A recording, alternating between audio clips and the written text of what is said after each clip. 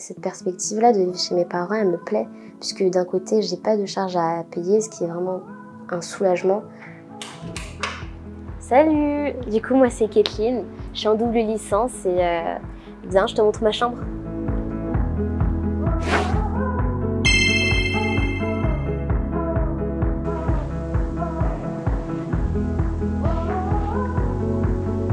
Du coup, ici c'est mon bureau.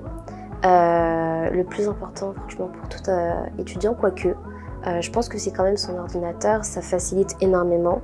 Il y a ma tasse fétiche, impossible de me concentrer sans boire du thé. Et du coup il y a les livres que, du coup comme je suis en lettres, on étudie Madame Bovary, un grand classique. En gros c'est une partie chambre, mais il y a aussi une salle de bain, ici.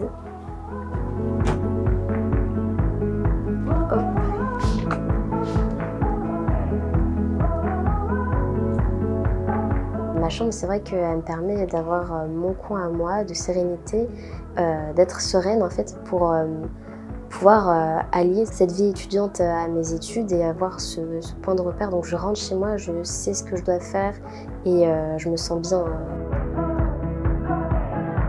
Ici, je peux travailler sereinement, mais il y a énormément de tentations. Il y a mon téléphone, il y a énormément de trucs, il y a aussi mes livres. Enfin, il y a énormément de tentations qui font que quand je suis ici, je révise, mais de manière un peu plus relaxée, alors qu'en BU, je suis vraiment dans cette atmosphère de travail où en fait, avec les autres étudiants, on est tous vraiment, on se motive en quelque sorte les uns les autres. On est tous dans cette atmosphère de platitude qui te pousse à absolument faire ton travail en fait. Et en sortant de la BU, moi, je sens que j'ai accompli quelque chose. Quand je me rends compte de la charge de travail des étudiants, notamment en double licence, c'est pas facile des fois.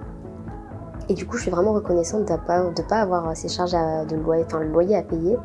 Ça, c'est un gros avantage. Et ensuite, les contraintes, je trouve que c'est quand même mieux d'avoir son appartement étudiant, d'avoir son intimité pour pouvoir être en totale cohésion avec soi-même et son travail en fait.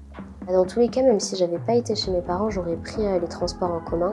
Je trouve que moi, ça m'aide énormément. Enfin, après, du coup, c'est moi qui paye mon pass Navigo. Et c'est vrai que c'est une charge, mais en soi, cette charge comparée à un loyer, c'est toujours une misère.